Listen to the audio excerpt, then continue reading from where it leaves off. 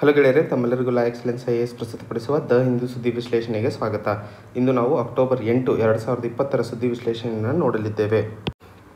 ಇಂದಿನ ಮೊದಲನೇ article, Supreme Court public places cannot be occupied indefinitely ಅಂತ ಹೇಳಿ ಸುಪ್ರೀಂ ಕೋರ್ಟು ಶಾಹೀನ್ಬಾಗಲ್ಲಿ ನಡೀತಾ ಇರುವಂತಹ ಸಿಟಿಸನ್ಶಿಪ್ ಅಮೆಂಡ್ಮೆಂಟ್ ಆ್ಯಕ್ಟ್ನ ವಿರುದ್ಧವಾದ ಪ್ರೊಟೆಸ್ಟ್ನ ಬಗ್ಗೆ ಕೊಟ್ಟಿರುವಂತಹ ತೀರ್ಪು. ಆ ಒಂದು ಪ್ರೊಟೆಸ್ಟಿಂದಾಗಿ ಸಾಮಾಜಿಕರು ಓಡಾಡುವಂತಹ ಪಬ್ಲಿಕ್ ಪ್ರಾಪರ್ಟಿಯನ್ನು ಆಕ್ಯುಪೈ ಮಾಡೋದು ಸರಿಯಲ್ಲ ಇಂಡೆಫಿನೆಟ್ ಆಗಿ ಅನ್ನುವಂಥದ್ದನ್ನು ಈ ತೀರ್ಪಲ್ಲಿ ಹೇಳ್ತಾ ಇರುವಂಥದ್ದು. ಸೊ ಯಾವುದೇ ಒಂದು ಮಸೂದೆ ವಿರುದ್ಧವಾಗಿ ಧ್ವನಿ ಎತ್ತುವುದು ಅಥವಾ ರೈಟ್ ಟು ಪೀಸ್ಫುಲ್ ಪ್ರೊಟೆಸ್ಟ್ ಅನ್ನುವಂಥದ್ದು ಒಂದು ಹಕ್ಕಾಗಿರುವಂಥದ್ದು ಸರಿ. ಆದರೆ ಅದು ಇಂಡೆಫಿನೆಟ್ ಆಗಿ ಸಾಮಾಜಿಕರು ಅಥವಾ ನಾಗರಿಕರು ಓಡಾಡುವಂತಹ ಜಾಗವನ್ನು ಕಬ್ಜಾ ಮಾಡುವಂಥದ್ದು ಸರಿಯಲ್ಲ ಅನ್ನುವಂಥದ್ದನ್ನು ಈ ಆರ್ಟಿಕಲಲ್ಲಿ ಹೇಳ್ತಾ ಇರುವಂಥದ್ದು.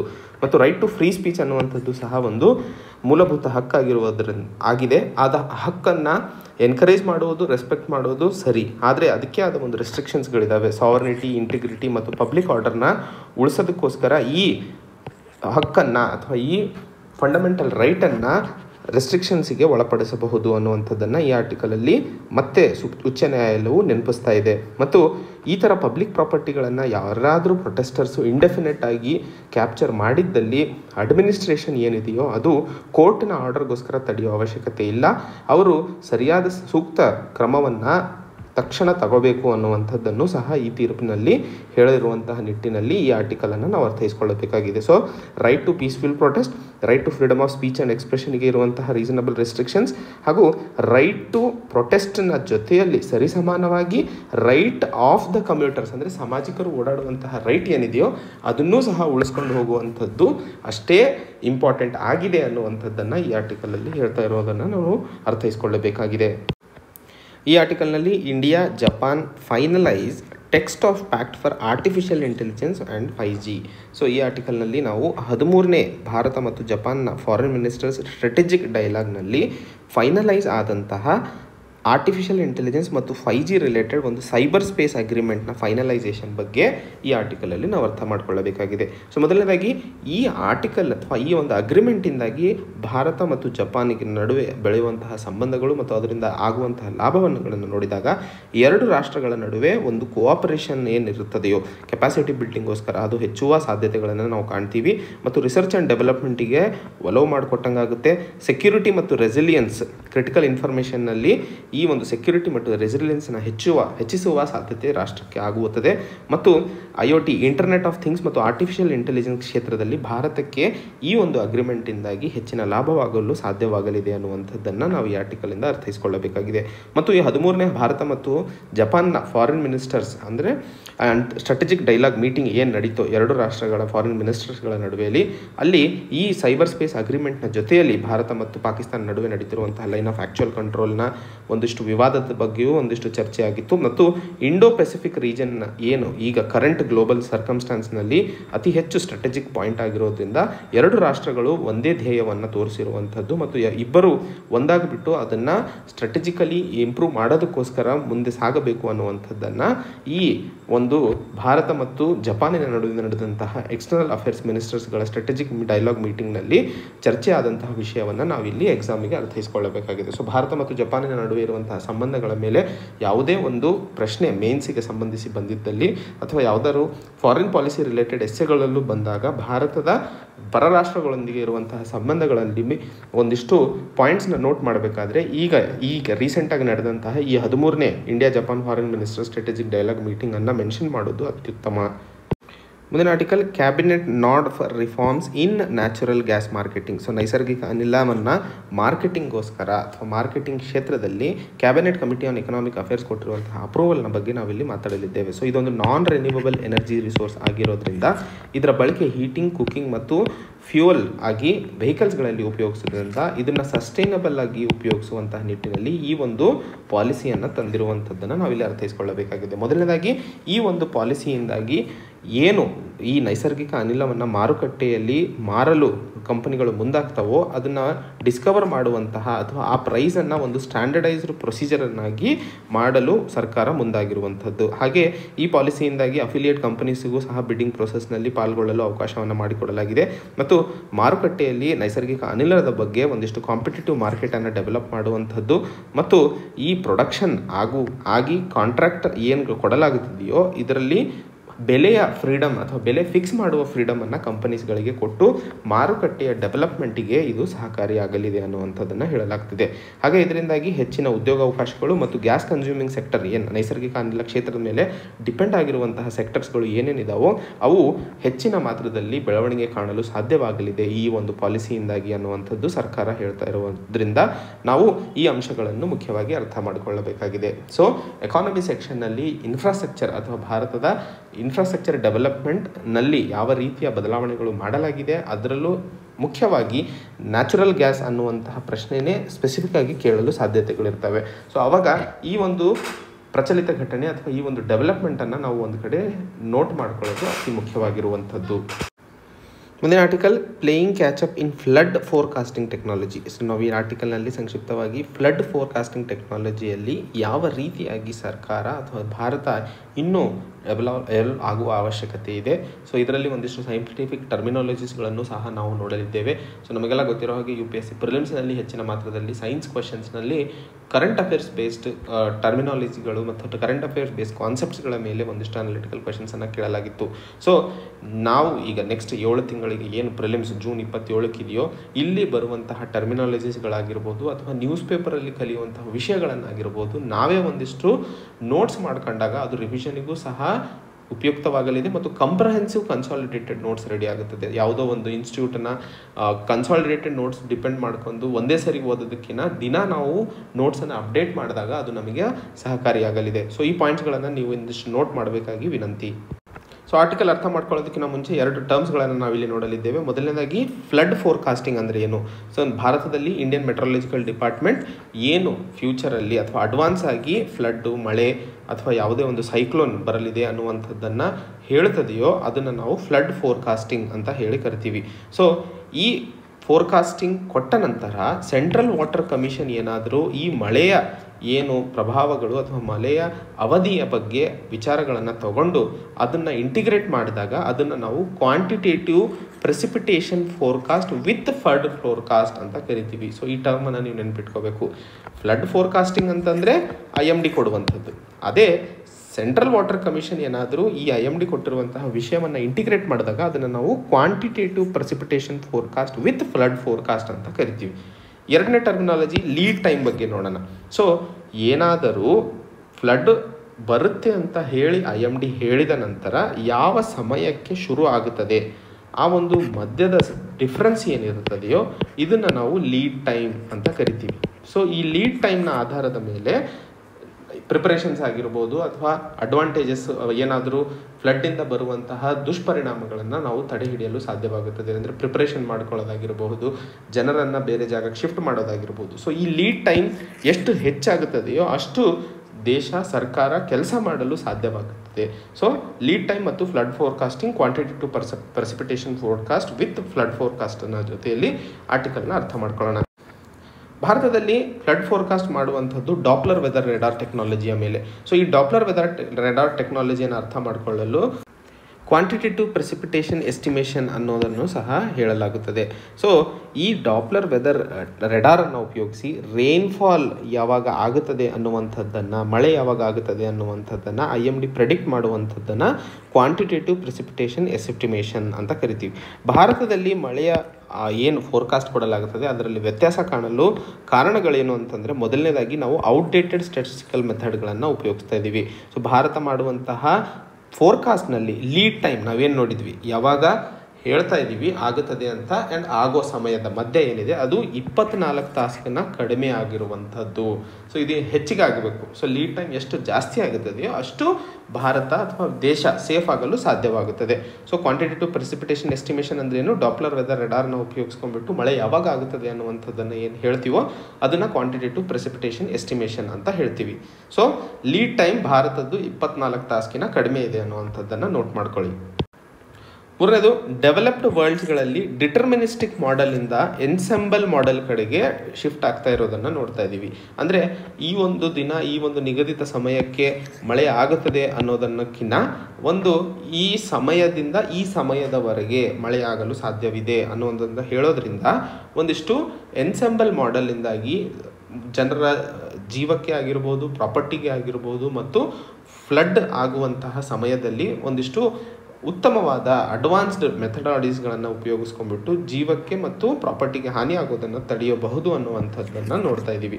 ಸೊ ಡೆವಲಪ್ಡ್ ಕಂಟ್ರೀಸಲ್ಲಿ ಡಿಟರ್ಮಿನಿಸ್ಟಿಕ್ ಮಾಡೆಲಿಂದ ಎನ್ಸೆಂಬಲ್ ಮಾಡೆಲ್ಗಳಿಗೆ ಶಿಫ್ಟ್ ಆಗ್ತಾ ಇರೋದನ್ನು ಸಹ ನಾವು ನೋಡ್ತಾ ಇದ್ದೀವಿ. ಸೊ ಭಾರತದ ಫ್ಲಡ್ ಫೋರ್ಕಾಸ್ಟಿಂಗ್ ಮಾಡೆಲ್ನಲ್ಲಿ ಸಹ ಈ ರೀತಿಯ ಬದಲಾವಣೆ ಮತ್ತು ಸ್ಟ್ಯಾಟಿಸ್ಟಿಕಲ್ ಏನು ಓಲ್ಡ್ ಮೆಥಡನ್ನು ಉಪಯೋಗಿಸ್ತಿದ್ದೀವಿ ಅದನ್ನು ಸಹ ಅಪ್ಗ್ರೇಡ್ ಮಾಡುವ ಅವಶ್ಯಕತೆ ಇದೆ ಅನ್ನುವಂಥದ್ದನ್ನು ಈ ಆರ್ಟಿಕಲಲ್ಲಿ ಸಂಕ್ಷಿಪ್ತವಾಗಿ ನಾವು ಅರ್ಥ ಮಾಡಿಕೊಳ್ಳಬೇಕಾಗಿರುವಂಥದ್ದು.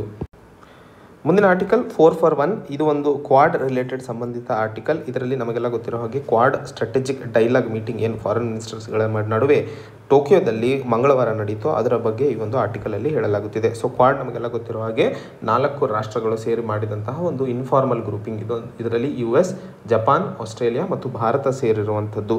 ಹಾಗೆ ಇದರ ಮುಖ್ಯ ಉದ್ದೇಶಗಳು ನೋಡಿದಾಗ ಪ್ಯಾಂಡಮಿಕ್ ರಿಲೇಟೆಡ್ ಆದಂತಹ ಏನು ಡಿಸಾಸ್ಟರ್ ಇದೆ ಅದನ್ನು ಒಗ್ಗೂಡಿ ಅದನ್ನು ಓವರ್ಕಮ್ ಮಾಡುವಂಥದ್ದು, ಇನ್ಫ್ರಾಸ್ಟ್ರಕ್ಚರ್ನ ಇನ್ನೂ ಹೆಚ್ಚಿನ ಮಟ್ಟದಲ್ಲಿ ಬೆಳೆಸುವಂಥದ್ದು, ಕನೆಕ್ಟಿವಿಟಿ ಮತ್ತು ಸಪ್ಲೈ ಚೈನ್ ಇನಿಷಿಯೇಟಿವ್ನ ಈ ರೀಜನ್ನಲ್ಲಿ ಇಂಡೋ ಸ್ಪೆಸಿಫಿಕ್ ರೀಜನ್ನಲ್ಲಿ ಇಂಪ್ರೂವ್ಮೆಂಟಿಗೆ ಒಳಪಡಿಸುವಂಥದ್ದು ಈ ಕ್ವಾಡ್ ಗ್ರೂಪಿಂಗ್ನ ಮುಖ್ಯ ಉದ್ದೇಶವಾಗಿರುವಂಥದ್ದು.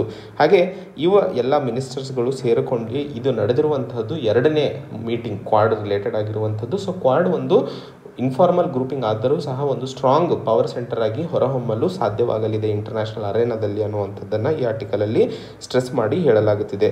ಮತ್ತು ಇದರ ಮುಖ್ಯ ಉದ್ದೇಶದಲ್ಲಿ US ಸೆಕ್ರೆಟರಿ ಹೇಳಿದ ಹಾಗೆ ಎಕ್ಸ್ಪ್ಲಾಯ್ಟೇಷನ್, ಕರಪ್ಷನ್ ಮತ್ತು ಕೋರ್ಷನನ್ನು ಈ ಇಂಡೋ ಸ್ಪೆಸಿಫಿಕ್ ರೀಜನ್ನಲ್ಲಿ ತೆಗೆದುಹಾಕುವುದು ಈ ಕ್ವಾಡ್ ಗ್ರೂಪಿಂಗ್ನ ಮುಖ್ಯ ಉದ್ದೇಶವಾಗಲಿದೆ. ಮತ್ತು ಈ ಕ್ವಾಡ್ ಗ್ರೂಪಿಂಗ್ ಒಂದು ಫುಲ್ ಫ್ಲೆಜ್ಡ್ ಮಿಲಿಟರಿ ಅಲೈನ್ಸ್ ಆಗಿ ಹೊರಹೊಮ್ಮಲಿದೆ ಚೈನಾದ ವಿರುದ್ಧವಾಗಿ ಅನ್ನುವಂಥದ್ದನ್ನು ಸಹ ಇದನ್ನ ಬಗ್ಗೆ ಮಾತಾಡಲಾಗುತ್ತಿದೆ. ಸೊ ಜಪಾನು ಮತ್ತು ಆಸ್ಟ್ರೇಲಿಯಾ ಕ್ವಾಡ್ಗೆ ಒಂದು ನ್ಯಾಚುರಲ್ ಅಲಯನ್ಸ್ ಆಗಿರೋದ್ರಿಂದ ಅಥವಾ ಈ ಟ್ರೀಟಿಗೆ ಬದ್ಧರಾಗಿರೋದ್ರಿಂದ ಅವರು ಹೊರ ಹೋಗಲು ಸಾಧ್ಯವಿಲ್ಲ. ಆದರೆ ಭಾರತಕ್ಕೆ ಒಂದು ಸ್ಟ್ರಾಟಜಿಕ್ ಅಟಾನಮಿ ಇದೆ. ಸೊ ಭಾರತ ಈ ಒಂದು ಕ್ವಾಡ್ ಪ್ಲ್ಯಾಟ್ಫಾರ್ಮ್ ಮೇಲೆ ಯಾವ ರೀತಿಯಾಗಿ ತನ್ನ ನಿಲುವನ್ನು ತೋರಿಸ್ಕೊಳ್ಳಲಿದೆ ಮತ್ತು ಆ ನಿಲುವಿನಿಂದಾಗಿ ಯಾವ ರೀತಿಯಲ್ಲಿ ಭಾರತ ಮತ್ತು ತನ್ನ ಬೇರೆ ರಾಷ್ಟ್ರಗಳಲ್ಲಿ ಸಂಬಂಧಗಳಲ್ಲಿ ಬದಲಾವಣೆ ಬರಲು ಸಾಧ್ಯವಾಗಲಿದೆ ಅನ್ನುವಂಥದ್ದನ್ನು ಆಲೋಚಿಸಿ ಈ ಕ್ವಾಡ್ ಗ್ರೂಪಿಂಗ್ನಲ್ಲಿ ತನ್ನ ಪಾಯಿಂಟ್ಸ್ಗಳನ್ನು ಅಥವಾ ತನ್ನ ಅನಿಸಿಕೆಗಳನ್ನು ಇಟ್ಟು ಹಿತದೃಷ್ಟಿಯಲ್ಲಿ ಅಥವಾ ಭಾರತದ ಹಿತಕ್ಕೆ ಯಾವುದು ಒಳ್ಳೆಯದಾಗಲಿದೆ ಅಥವಾ ಭಾರತಕ್ಕೆ ಹಿತಕ್ಕೆ ಯಾವುದು ಸೂಕ್ತ ಅನ್ನುವಂಥದ್ದನ್ನು ಆಲೋಚಿಸಿ ಆ ನಿಟ್ಟಿನಲ್ಲಿ ಈ ಕ್ವಾಡ್ ಗ್ರೂಪಿಂಗ್ನಲ್ಲಿ ಕೆಲಸ ಮಾಡಲು ಆಲೋಚಿಸಬೇಕಾಗಿದೆ ಅನ್ನುವಂಥದ್ದನ್ನು ಈ ಆರ್ಟಿಕಲಲ್ಲಿ ಹೇಳ್ತಾ ಇರೋದನ್ನು ನಾವು ಅರ್ಥೈಸಿಕೊಳ್ಳಬೇಕಾಗಿದೆ. ಈ ಆರ್ಟಿಕಲ್ನಲ್ಲಿ gig work and its skewed ಟರ್ಮ್ಸ್ನಲ್ಲಿ ಹೊಸ ಲೇಬರ್ ಕೋಡ್ಸ್ಗಳನ್ನು ಕೇಂದ್ರ ಸರ್ಕಾರ ತಂದಿರುವಂಥದ್ದು ಮತ್ತು ಈ ಲೇಬರ್ ಕೋಡ್ಸ್ಗಳಲ್ಲಿ ಗಿಗ್ ಎಕಾನಮಿಗೆ ಯಾವೊಂದು ಪ್ರಾವಧಾನಗಳನ್ನು ಮಾಡಲಾಗಿದೆ ಅನ್ನುವಂಥದ್ದನ್ನು ಸಂಕ್ಷಿಪ್ತವಾಗಿ ನೋಡಲಿದ್ದೇವೆ. ಸೊ ಗಿಗ್ ಎಕಾನಮಿ ಇದೊಂದು ಹೊಸ ಟರ್ಮ್. ಸೊ ಹೊಸದಾಗಿ ಲೇಬರ್ ಮಾರುಕಟ್ಟೆಯಲ್ಲಿ ಏನು ಶಾರ್ಟ್ ಟರ್ಮ್ ಕಾಂಟ್ರಾಕ್ಟ್ಸ್ ಅಥವಾ ಫ್ರೀಲ್ಯಾನ್ಸಿಂಗ್ ಅಂತ ಏನು ಮಾತಾಡ್ತಾರೆ ಅಂದರೆ ಕೆಲಸ ಆದ ಕೂಡಲೇ ಬಿಟ್ಬಿಡೋದಪ್ಪ. ಸೊ ಒಂದು ಕಾಂಟ್ರಾಕ್ಟ್ ಮಾಡ್ಕೊಳ್ಳೋದು ಎಂಪ್ಲಾಯರ್ಸ್ ಮತ್ತು ಎಂಪ್ಲಾಯೀಸ್ ಮಧ್ಯ ಒಂದು ಕೆಲಸದಕ್ಕೋಸ್ಕರ ಆ ಕೆಲಸ ಆದ ಕೂಡಲೇ ನನಗೂ ನಿನಗೂ ಸಂಬಂಧ ಇಲ್ಲ ಅನ್ನೋ ಹಾಗೆ. ಸೊ ಈ ಶಾರ್ಟ್ ಟರ್ಮ್ ಕಾಂಟ್ರಾಕ್ಟ್ಸ್ಗೆ ನಾವು ಗಿಗ್ ಎಕಾನಮಿ ಅಂತ ಕರಿತೀವಿ. ಸೊ ಈ ಗಿಗ್ ಎಕಾನಮಿಗೆ ಹೊಸದಾಗಿ ಮಾಡಿರುವಂತಹ ಕೇಂದ್ರ ಸರ್ಕಾರದ ಲೇಬರ್ ಕೋಡ್ಸ್ನಲ್ಲಿ ಯಾವೊಂದು ಪ್ರಾವಧಾನಗಳನ್ನು ಕೊಡಲಾಗಿದೆ ಅನ್ನುವಂಥದ್ದನ್ನು ನೋಡಲಿದ್ದೇವೆ. ಸೊ ಮೊದಲನೇದಾಗಿ ನ್ಯೂ ಸೋಷಲ್ ಕೋಡ್ ಸೆಕ್ಯೂರಿಟಿಗೋಸ್ಕರ ಮಾಡಿರುವಂತಹ ಪ್ರಾವಧಾನಗಳಲ್ಲಿ ಈ ಒಂದು ಗಿಗ್ ಎಕಾನಮಿಯಲ್ಲಿ ಇರುವಂತಹ ಅನ್ಆರ್ಗನೈಸ್ಡ್ ಸೆಕ್ಟರ್ಸ್ಗೆ ಒಂದಿಷ್ಟು ಸೋಷಲ್ ಸೆಕ್ಯೂರಿಟಿ ಪ್ರಾವಿಷನ್ಸ್ಗಳನ್ನು ಕೊಡಲಾಗಿದೆ. ಎರಡನೇದು ನಮಗೆಲ್ಲ ಗೊತ್ತಿರೋ ಹಾಗೆ ಈಗ ಗಿಗ್ ಎಕಾನಮಿ ಹೊರಹೊಮ್ಮಿದ್ದು ನಮಗೆಲ್ಲ ಕೋವಿಡ್-19 ಪ್ಯಾಂಡಮಿಕ್ ಸಮಯದಲ್ಲಿ ಸ್ವಿಗ್ಗಿ ವರ್ಕರ್ಸ್ ಏನಿದ್ದರು ಅವರೆಲ್ಲರೂ ಬಹಳಷ್ಟು ಸೇವೆಯನ್ನು ಸಲ್ಲಿಸಿರುತ್ತಾರೆ. ಆ ಸೇವೆಯಲ್ಲಿ ಸಹ ಸ್ವಿಗ್ಗಿ ಅವರಿಗೆ ಇರುವಂತಹ ಪರ್ ಡೆಲಿವರಿ ಏನು 35 ರೂಪಾಯಿ ಕೊಡ್ತಿದ್ರು ಅದನ್ನು ಇಳಿಸಿ 10 ರೂಪಾಯಿ ಮಾಡಲಾಗಿತ್ತು. ಆವಾಗ ಈ all India gig workers union ಅವರು ಸ್ವಿಗ್ಗಿಯ ವಿರುದ್ಧ ತಮ್ಮ ಧ್ವನಿಯನ್ನು ಎತ್ತಿದ್ರು. ಮತ್ತು ಕೆಲವು ವರ್ಷಗಳಿಂದ ನಾವು ಓಲಾ ಮತ್ತು ಊಬರ್ನ ಒಂದಿಷ್ಟು ಯೂನಿಯನ್ಗಳು ಮುಂದೆ ಬಂದು ತಮ್ಮ ಹಕ್ಕುಗಳಿಗೋಸ್ಕರ ಧ್ವನಿ ಎತ್ತುತ್ತಾ ಇರುವುದನ್ನು ನೋಡ್ತಾ ಇದ್ದೀವಿ. ಆದರೆ ಈ ಧ್ವನಿಗೆ ಅಥವಾ ಇದಕ್ಕೆ ಒಂದು ಲೀಗಲ್ ಬ್ಯಾಕ್ಗ್ರೌಂಡ್ ಇಲ್ಲದೆ ಇರುವಂಥದ್ದು ಒಂದು ಕಾರಣವಾಗಿತ್ತು. ಸೊ ಈ ಒಂದು ಹೊಸ ಕೋಡ್ನಲ್ಲಿ ಮಾಡಿದಂತಹ ಲೇಬರ್ ಚೇಂಜಸ್ನಲ್ಲಿ ಗಿಗ್ ಎಕಾನಮಿ ವರ್ಕರ್ಸಿಗೂ ಒಂದಿಷ್ಟು ಪ್ರಾವಧಾನಗಳನ್ನು ಮಾಡಿರುವಂಥದ್ದನ್ನು ನೋಡ್ತಿದ್ದೀವಿ. ಇದರ ಅಡಿಯಲ್ಲಿ ಯಾವುದೇ ಚೇಂಜಸ್ ಮಾಡಿದ್ದರೂ ಸಹ ಅವರಿಗೆ ಕಂಡೀಷನ್ಸ್ ಆಫ್ ವರ್ಕ್ ಕೇಳಲು ಸಾಧ್ಯವಿದೆ. ಅಂದರೆ ನಮಗೆಲ್ಲ ಗೊತ್ತಿರೋ ಹಾಗೆ ಇಂಡಸ್ಟ್ರಿಗಳಲ್ಲಿ ಅಥವಾ ಫ್ಯಾಕ್ಟ್ರಿಗಳಲ್ಲಿ 9 ತಾಸು ಕೆಲಸ ಮಾಡಬೇಕು, ಎಂಪ್ಲಾಯೀಸಿಗೆ ಒಂದಿಷ್ಟು ಸೇಫ್ಟಿ ಗೇರ್ಸ್ಗಳನ್ನು ಕೊಡಬೇಕು, ಅವರಿಗೆ 1 ಗಂಟೆಯ ಬ್ರೇಕನ್ನು ಕೊಡಬೇಕು. ಸೊ ಇವೆಲ್ಲವೂ ಲಿವಿಂಗ್ ಕೆಲಸದ ವಾತಾವರಣದಲ್ಲಿ ಇರುವಂತಹ ಬೆನಿಫಿಟ್ಸ್. ಆದರೆ ಇವರಿಗೆ ಬೇಕಾದಂತಹ ಅಥವಾ ಇವರಿಗೆ ವೇಜಸ್ ಏನು ಸ್ಯಾಲ್ರಿ ಸಿಗುತ್ತದೆ ಅದರಲ್ಲಿ ಡಿಮಾಂಡ್ ಆಗಿರಬಹುದು ಅಥವಾ ಇವರಿಗೆ ಬೆನಿಫಿಟ್ಸ್ ಆಗಿರಬಹುದು, ಇದರಲ್ಲಿ ಡಿಮಾಂಡ್ ಮಾಡುವ ಪ್ರಾವಧಾನಗಳು ಈ ಕೋಡ್ನಲ್ಲಿ ನಾವು ಕಾಣಲು ಸಾಧ್ಯವಾಗುತ್ತಿಲ್ಲ. ಸೊ 2019ರಲ್ಲಿ ಏನು ವೇಜಸ್ ಅಥವಾ ಸಂಬಳವನ್ನು ಏನು ಹೇಳಲಾಗುತ್ತಿತ್ತೋ ಅದು ಎಂಪ್ಲಾಯರ್ ಮತ್ತು ಎಂಪ್ಲಾಯಿ ಮಧ್ಯದ ಸಂಬಂಧ. ಸೊ ಅದರ ಬಗ್ಗೆ ಕೇಂದ್ರ ಸರ್ಕಾರ ಹಸ್ತಕ್ಷೇಪ ಮಾಡೋದು ಸರಿ ಅಲ್ಲ ಅನ್ನುವಂಥದ್ದನ್ನು ಹೇಳಲಾಗ್ತಾ ಇತ್ತು. ಆದರೆ ಈ ಒಂದು ಗಿಗ್ ಎಕಾನಮಿಯಿಂದಾಗಿ ಒಂದಿಷ್ಟು ಬೆನಿಫಿಟ್ಸ್ಗಳು ಪಡೆಯಲು ಸಾಧ್ಯವಾಗುತ್ತಿದೆ. ಆದರೆ ಯಾವುದೇ ಲೇಬರ್ ರೈಟ್ಸ್ಗಳನ್ನು ಒಂದು ಡಿಮಾಂಡ್ ಮಾಡಿಕೊಂಡು ಕೋರ್ಟಿಗೆ ಹೋಗಿ ಅದನ್ನು ಹೊಡೆದಾಡಿ ಪಡೆಯುವಂತಹ ಅವಕಾಶಗಳನ್ನು ಈ ಕೋಡ್ನಲ್ಲಿ ಯಾವುದೇ ಪ್ರಾವಧಾನಗಳು ಮಾಡದೇ ಇರುವಂಥದ್ದು ಇಲ್ಲಿ ಹೈಲೈಟ್ ಮಾಡಲಾಗುತ್ತಿದೆ. ಮತ್ತು code on social security, social security benefits 2020ರಲ್ಲಿ ಏನು ಬೆನಿಫಿಟ್ಸ್ ಇಲ್ಲಾಂದರೆ ಬೆಟರ್ನಿಟಿ ಬೆನಿಫಿಟ್ಸ್ ಆಗಿರ್ಬೋದು, ಡಿಸೆಬಿಲಿಟಿ ಬೆನಿಫಿಟ್ಸ್ ಆಗಿರ್ಬೋದು, ಓಲ್ಡ್ ಏಜ್ ಪೆನ್ಷನ್ ಆಗಿರ್ಬೋದು, provident fund, employment engineering benefits, so ಈ ರೀತಿಯ ಫಂಡ್ಸ್ ಏನಿದ್ದಾವೆ ಇವೆಲ್ಲವೂ ಕೊಡಲಾಗ್ತಿದೆ. ಆದರೆ ಇದು ಯಾವುದೇ ಗ್ಯಾರಂಟೀಡ್ ಫಂಡ್ ಅಲ್ಲ, ಗ್ಯಾರಂಟಿ ಇರಲ್ಲ ಇದಕ್ಕೆ. ಸೊ ಇದರ ಬಗ್ಗೆ ಕೇಂದ್ರ ಸರ್ಕಾರ ಸ್ಕೀಮ್ಸ್ ಅಥವಾ ಪ್ರೋಗ್ರಾಮ್ಸ್ಗಳನ್ನು ಮಾಡಿ ಅದು ಗಿಗ್ ಎಕಾನಮಿ ಅಥವಾ ಪ್ಲ್ಯಾಟ್ಫಾರ್ಮ್ ವರ್ಕರ್ಸಿಗೆ ಕೊಡಲು ಪ್ರಯತ್ನಿಸುತ್ತದೆ. ಆದರೆ ಯಾವುದೇ ಗ್ಯಾರಂಟಿ ಇಲ್ಲ ಅದಕ್ಕೆ ನಿಮಗೆ ಎಲ್ಲ ಬೆನಿಫಿಟ್ಸು ಸಿಗುತ್ತದೆ ಅಂತ. ಆ್ಯಂಡ್ ಕಂಪನೀಸ್ಗಳು ಏನು ಗಿಗ್ ಎಕಾನಮಿಯವ್ರನ್ನ ಹೈರ್ ಮಾಡ್ತಾ ಇದೆ, ಇವರು ಈ ಬೆನಿಫಿಟ್ಸ್ ಏನು ಕೊಡಲು ಕೇಂದ್ರ ಸರ್ಕಾರ ಮುಂದಾಗಿದೆಯೋ ಈ ಬೆನಿಫಿಟ್ಸಲ್ಲಿ ಶೇರ್ ಮಾಡಬೇಕು ಅಥವಾ ತಮ್ಮ ಒಂದು ಕಾಂಟ್ರಿಬ್ಯೂಷನನ್ನು ಕೊಡಬೇಕು ಅನ್ನುವಂಥದ್ದನ್ನು ಸಹ ಎಲ್ಲೂ ಕ್ಲಿಯರಾಗಿ ಮೆನ್ಷನ್ ಮಾಡಿಲ್ಲ. ಸೊ ಈ ಬೆನಿಫಿಟ್ ಅಥವಾ ಸೋಷಲ್ ಸೆಕ್ಯೂರಿಟಿ ಏನಾದರೂ ಇಂಪ್ಲಿಮೆಂಟ್ ಆಗಬೇಕು ಅಂತಂದರೆ ಕೇಂದ್ರ ಮತ್ತು ರಾಜ್ಯ ಸರ್ಕಾರಗಳು ಮತ್ತು ಕಂಪನಿಗಳು ಇಷ್ಟೊಂದು ಪ್ಯಾರಾಮೀಟರ್ಸ್ ಇನ್ವಾಲ್ವ್ ಆಗಿರೋದ್ರಿಂದ ಎಷ್ಟರ ಮಟ್ಟಿಗೆ ಈ social security benefits gig economy ಎಂಪ್ಲಾಯೀಸಿಗೆ ಸೇರಲಿದೆ ಅನ್ನುವಂಥದ್ದು ಪ್ರಶ್ನೆಯಾಗಿ ಉಳ್ಕೊಳ್ಳಲಿದೆ. ಸೊ ಈ ಆರ್ಟಿಕಲಲ್ಲಿ ನಾವು ಅರ್ಥ ಮಾಡ್ಕೋಬೇಕಾಗಿರುವಂಥದ್ದು ಮೊದಲನೇದಾಗಿ ಗಿಗ್ ಎಕಾನಮಿ ಅಂದರೆ ಏನು ಅಂತ ಹೇಳಿ, ಮತ್ತು ಗಿಗ್ ಎಕಾನಮಿಯ ಹಿಂದಿನ ಅಥವಾ ಪಾಸ್ಟ್ ನೋಡಿದಾಗ ಅವರಿಗೆ ಯಾವುದೇ ಒಂದು ಮೆನ್ಷನ್ ಇರಲಿಲ್ಲ. ಆದರೆ ಈಗ ಹೊಸದಾದ ಬಿಲ್ಸ್ಗಳಲ್ಲಿ ಅಥವಾ ಕೋಡ್ಸ್ಗಳಲ್ಲಿ ಗಿಗ್ ಎಕಾನಮಿಯ ಮೆನ್ಷನ್ ಕಾಣ್ತಾ ಇದ್ದೀವಿ. ಆದರೆ ಯಾವುದೇ ಒಂದು ಕ್ಲಿಯರ್ ಆಗಿರುವಂತಹ ಪ್ರಾವಿಷನ್ಸ್ಗಳು ಲೇಬರ್ಸಿಗೆ ಸಿಗಲು ಸಾಧ್ಯವಾಗೋದಿಲ್ಲ ಅನ್ನುವಂಥದ್ದನ್ನು ಈ ಆರ್ಟಿಕಲಲ್ಲಿ ಸಂಕ್ಷಿಪ್ತವಾಗಿ ಅನಲೈಸ್ ಮಾಡಿರುವಂಥದ್ದು. ಸೊ ಲೇಬರ್ ಕೋಡ್ಸ್ಗಳ ಬಗ್ಗೆ ಒಂದು ಕ್ರಿಟಿಕಲ್ ಅನಾಲಿಸಿಸನ್ನು ನಾವಿಲ್ಲಿ ಅರ್ಥೈಸಿಕೊಳ್ಳಲು ಸಾಧ್ಯವಾಗಲಿದೆ. ಈ ಆರ್ಟಿಕಲ್ನಲ್ಲಿ ನಾವು ದ ಕಾಸ್ಟ್ ಆಫ್ ಪೊಲಿಟಿಕಲ್ ಪಾಸ್ಚರಿಂಗ್, ನಮಗೆಲ್ಲ ಗೊತ್ತಿರೋ ಹಾಗೆ ನಲ್ಲಿ ಪ್ರೆಸಿಡೆನ್ಷಿಯಲ್ ಎಲೆಕ್ಷನ್ಸ್ ಹತ್ತಿರ ಬರ್ತಾ ಇತ್ತು. ಈಗ ಒಂದು ಹೊಸ ಎಕ್ಸಿಕ್ಯೂಟಿವ್ ಆರ್ಡರ್ನ ಟ್ರಂಪ್ ಗವರ್ಮೆಂಟ್ ಪಾಸ್ ಮಾಡಿರುವಂಥದ್ದು. ಯಾರೇ H1B ವೀಸಾ ಪಡೆದು US ಕೆಲಸ ಪಡೆದಿದ್ದಲ್ಲಿ ಅವರ ಸ್ಯಾಲರಿಯಲ್ಲಿ ಹೈಕ್ ಮಾಡಿದ್ದು ಮತ್ತು ಅದರ ಒಂದು ಸ್ಯಾಲರಿಗೆ ಫ್ಲೋರ್ ಪ್ರೈಸ್ನ ಡಿಟರ್ಮೈನ್ ಮಾಡಿರುವಂತಹ ನಿಟ್ಟಿನಲ್ಲಿ, ಅಂದರೆ ಯಾರೇ H1B ವೀಸಾ ಪಡೆದು US ಕೆಲಸ ಸಿಕ್ಕಾಗ ಅವರಿಗೆ ಕಂಪನಿ ಇಷ್ಟು ಹಣ ಕೊಡಲೇಬೇಕು ಅನ್ನುವಂಥದ್ದನ್ನು ಡಿಸೈಡ್ ಮಾಡಿರುವಂಥದ್ದು. ಏನಾಗ್ತದೆ ಈ ಥರ ಕೊಟ್ಟಾಗ ಅಂದರೆ ಈ ಕಂಪನಿ ಏನು ಹೊರಗಿಂದ ಎಂಪ್ಲಾಯೀಸಿಗೆ ಹೈರ್ ಮಾಡ್ತಾರೋ ಅವರು ಇಷ್ಟೇ ಹಣವನ್ನು ಕೊಡಲೇಬೇಕು ಅಂತಂದಾಗ ಅವರ ಒಂದು ಬೆಲೆ ಹೆಚ್ಚಾಗುತ್ತದೆ. ಅಂದರೆ ಸ್ಯಾಲ್ರಿ ಹೆಚ್ಚಾದಾಗ ಎಂಪ್ಲಾಯಿ ಕಾಸ್ಟ್ ಜಾಸ್ತಿ ಆಗುತ್ತದೆ. ಆವಾಗ ಕಂಪನಿಗಳು ಇಷ್ಟು ಜಾಸ್ತಿ ದುಡ್ಡು ಕೊಟ್ಟು ಹೊರಗಿಂದ ಎಂಪ್ಲಾಯೀಸ್ ತಗೊಳ್ಳೋದಕ್ಕಿಂತ ಕಡಿಮೆ ಸ್ಯಾಲ್ರಿಯಲ್ಲಿ ಅಲ್ಲಿನ ಜನರಿಗೆ ತಗೋಬಹುದು ಅನ್ನುವಂತಹ ನಿಟ್ಟಿನಲ್ಲಿ ಈ ಒಂದು ಕ್ರಮವನ್ನು ಕೈಗೊಳ್ಳಲಾಗಿದೆ ಅನ್ನುವಂಥದ್ದನ್ನು US ಸರ್ಕಾರ ಹೇಳ್ತಾ ಇರುವಂಥದ್ದು. ಆದರೆ ಈ ಒಂದು ಪೊಲಿಟಿಕಲ್ ಎಲೆಕ್ಷನ್ಸ್ ನಡೆಯುವಂತಹ ಸಮಯದಲ್ಲಿ ಈ ರೀತಿಯ ಬದಲಾವಣೆ ಮತ್ತು ಜೂನ್ 22ರಂದು ಮಾಡಿದಂತಹ H1B ವೀಸಾ ಬ್ಯಾನ್ನ ಕ್ರಮವನ್ನು ಎರಡೂ ಕ್ಷೇತ್ರದಲ್ಲಿ, ಅಂದರೆ ಆರ್ಥಿಕ ಕ್ಷೇತ್ರದಲ್ಲಿ ಮತ್ತು ರಾಜಕೀಯ ಕ್ಷೇತ್ರದಲ್ಲಿ ಯಾವ ರೀತಿಯಾಗಿ ಇದು ಒಳಗೊಂಡಿದೆ, ಏನು ಇದರ ಹಿಂದಿನ ಮರ್ಮ ಅಂತ ಹೇಳಿ ಈ ಆರ್ಟಿಕಲಲ್ಲಿ ಸಂಕ್ಷಿಪ್ತವಾಗಿ ಡಿಸ್ಕಸ್ ಮಾಡಲಾಗುತ್ತಿದೆ. ಸೊ ಮೊದಲನೇದಾಗಿ ಭಾರತ ಮತ್ತು US ಸಂಬಂಧಗಳಲ್ಲಿ ಸರ್ವಿಸ್ ಸೆಕ್ಟರ್ನಲ್ಲಿ ಹೆಚ್ಚಿನ ಮಾತ್ರದಲ್ಲಿ ಇಂಪೋರ್ಟ್ ಮತ್ತು ಎಕ್ಸ್ಪೋರ್ಟ್, ಆಮದು ಮತ್ತು ರಫ್ತು ಆಗ್ತಾ ಇರುವಂಥದ್ದು. ಸೊ ಈ ರೀತಿಯ H1B ವೀಸಾ ಆಗಲಿ ಸ್ಯಾಲರಿಯಲ್ಲಿ ಬದಲಾವಣೆ ಮಾಡೋದ್ರಿಂದ ಆಗಲಿ ಭಾರತದಿಂದ US ಇಂಪೋರ್ಟ್ ಮಾಡ್ತಾ ಇರುವಂತಹ ಸರ್ವಿಸಸ್ ಏನು $29.6 ಬಿಲಿಯನ್ ನಿಂತಿದೆಯೋ 2018ಕ್ಕೆ ಅದು ಸುಮಾರು 4.9% ಹೆಚ್ಚಿದೆ 2017ರಿಂದ ಮತ್ತು 134% ಹೆಚ್ಚಾಗಿರೋದು 2008ರ ಲೆವೆಲ್ಸ್ಗಿಂತ. ಸೊ ನಮ್ಮ ಎಕ್ಸ್ಪೋರ್ಟ್ಸ್ ಭಾರತದಿಂದ US-ಗೆ ಸರ್ವಿಸ್ ಸೆಕ್ಟರ್ನಲ್ಲಿ ಹೆಚ್ಚಾಗ್ತಾ ಇರೋದನ್ನೇ ನೋಡ್ತಾ ಇದ್ದೀವಿ. ಮತ್ತು ಈ ಬದಲಾವಣೆಗಳಿಂದಾಗಿ ಈ ಆಮದು ಮತ್ತು ರಫ್ತಿನಲ್ಲಿ ಸರ್ವಿಸ್ ಸೆಕ್ಟರ್ನಲ್ಲಿ ಏನು ಭಾರತ ಮತ್ತು US ನಡುವೆ ಇದೆಯೋ ಅದರಲ್ಲಿ ಬೆಳವಣಿಗೆ ಆಗ್ತಾನೆ ಇರ್ತದೆ.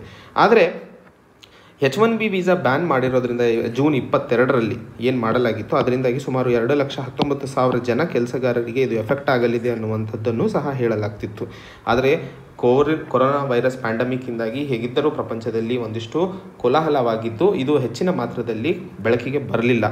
ಆದರೂ ಈ ಒಂದು ಕ್ರಮದಿಂದಾಗಿ ಭಾರತದ ಕಡೆಯಿಂದ ಎಂಪ್ಲಾಯೀಸಿಗಾಗಿರ್ಬೋದು ಅಥವಾ ಸರ್ವಿಸ್ ಸೆಕ್ಟರ್ಗಾಗಿರ್ಬೋದು ಹೆಚ್ಚಿನ ಮಾತ್ರದಲ್ಲಿ ಎಫೆಕ್ಟ್ ಆಗೋದಿಲ್ಲ. ಆದರೂ ಸಹ US ನಲ್ಲಿ ಇರುವಂತಹ ಜಡ್ಜ್ ಅಥವಾ ಏನು ಕೋರ್ಟ್ ಇರ್ತದೆ, US ಫೆಡರಲ್ ಕೋರ್ಟ್, ಅದು ಈ ಒಂದು ಕ್ರಮದ ವಿರುದ್ಧವಾಗಿ ಅಂದರೆ ಪ್ರೆಸಿಡೆಂಟ್ ತಮ್ಮ ಒಂದು ದಾಯಿರೆಯಿಂದ ಹೊರಹೊಮ್ಮಿದ್ದಾರೆ ಅಥವಾ ಅವ್ರ ಲಿಮಿಟ್ ಏನಿತ್ತು ಅದನ್ನು ದಾಟಿ ಈ ಒಂದು ಮಸೂದೆಯನ್ನು ತಂದಿರುವಂಥದ್ದು ಸರಿಯಲ್ಲ. ಮತ್ತು ಎಷ್ಟೋ ಕಾರ್ಪೊರೇಟ್ ಕಂಪನೀಸ್ಗಳು ಸಹ ಇದರ ವಿರುದ್ಧವಾಗಿ ತಮ್ಮ ಧ್ವನಿಯನ್ನು ಎತ್ತಿರುತ್ತಾರೆ. ಆದರೂ ಇಷ್ಟೆಲ್ಲ ಬದಲಾವಣೆಗಳು ಆಗೋದಿಲ್ಲ, ಯಾವುದೇ ಒಂದಿಷ್ಟು ಎಫೆಕ್ಟ್ ಆಗೋದಿಲ್ಲ ಮಾರ್ಕೆಟ್ಗೆ ಅಥವಾ ಲೇಬರ್ಸಿಗೆ ಅಂತಂದಾಗ ಯಾಕೆ ಇದನ್ನು ತರಲಾಯಿತು ಅಂತಂದಾಗ US ಆರ್ಟಿಕಲ್ನ ನೋಡಿದಾಗ ಇಲ್ಲಿ ಹೇಳ್ತಾ ಇರುವಂಥದ್ದು ಕಾರ್ಪೊರೇಟ್ಸನ್ನು ಎದುರು ಹಾಕೊಂತ ಇರುವಂಥದ್ದು ಒಂದೇ ಒಂದು ಮುಖ್ಯ ಉದ್ದೇಶವಾಗಿರಬಹುದು. ಏನಂದರೆ ಎಲೆಕ್ಷನ್ನಲ್ಲಿ ವೋಟ್ ಮಾಡಿರುವಂಥದ್ದು ಸಾಮಾನ್ಯ ಜನರು, ಸೊ ಕಾರ್ಪೊರೇಟ್ಸ್ ಅಲ್ಲ. ಸೊ ಎಲೆಕ್ಷನ್ ಆದ ನಂತರ ಯಾವ ರೀತಿಯಲ್ಲಿ ಮತ್ತೆ ಈ ಒಂದು ಸಿಸ್ಟಮ್ ಬದಲಾಗಲಿದೆ ಅನ್ನುವಂಥದ್ದು ಮತ್ತು ಕಾದು ನೋಡಬೇಕಾಗಿದೆ.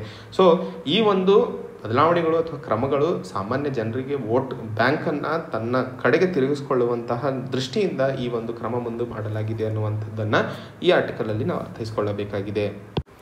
ಇದು ಇವತ್ತಿನ ಸುದ್ದಿ ವಿಶ್ಲೇಷಣೆಗಳೇ. ಮತ್ತೆ ಹೊಸ ಸಂಚಿಕೆಯೊಂದಿಗೆ ಭೇಟಿಯಾಗೋಣ. ಅಲ್ಲಿಯವರೆಗೆ ಜೈ ಹಿಂದ್, ಜೈ ಕರ್ನಾಟಕ.